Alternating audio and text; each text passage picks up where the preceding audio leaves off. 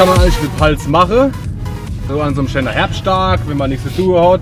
Der Boy ist fast leer oder auch nicht, ist ja egal. Schreckliche Vorstellung. Und das, ja genau, richtig. Und das Wetter ist eigentlich recht schön, da könnte man einfach mal rausgehen in die Natur. Ja. Jetzt sind wir hier gerade in Dergem und da gibt es den sogenannten Flaggeturm. Da gehen wir mal hin und gucken uns das Ganze mal an. Wir haben auch keine Ahnung, das ist richtig. Das sind Schilder, die müssen wir jetzt lesen. Kannst du lesen? Ich habe schon mal lesen gelernt, das war früher mal in der Die Schule. schreien die Kaffee Biergarten. Und deswegen sind wir jetzt in der wunderschönen Landschaft da unterwegs. Ist doch schön, oder? Was ist das an Dach? Also die Pals im Herbst, das ist fast so schön wie die Pals im Sommer.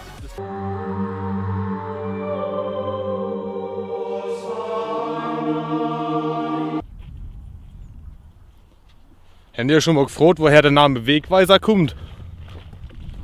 Nee. Ich mich auch nicht.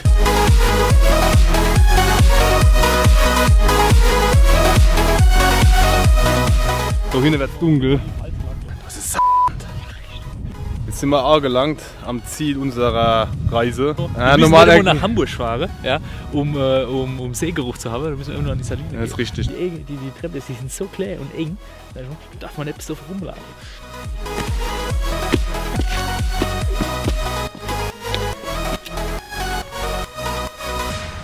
So, ihr liebe Leute, wir haben es geschafft. Wir sind die Treppe emporgeklettert, um uns diese wunderschöne Aussicht da mal ins Herz zu pfeifen. Das ist einfach geil, oder? Der Aufstieg ist zwar ein bisschen hart und auch brauchen wir so SW3 Scholle, aber Ja, das ist richtig. Es sind ungefähr so 20 Treppenstufen, da braucht man schon seit Zeit.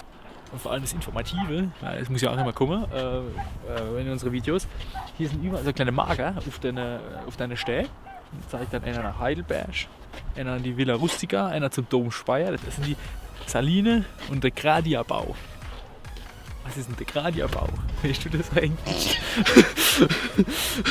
Radierbau. Hier geht's zum Dom nach Worms. Dann geht's noch zur Schäferwarte. Hier zum Grimhilde-Stuhl. Also da hatte ich hingestuhlt. Ja, jetzt sind wir zurückgelaufen. Das Problem war, geht hier bergauf. Es war ja von der Steigung her mindestens 2 bis 3%.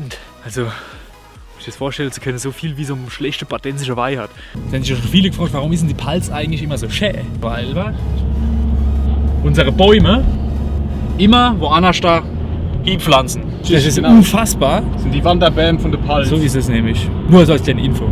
Bildungstv.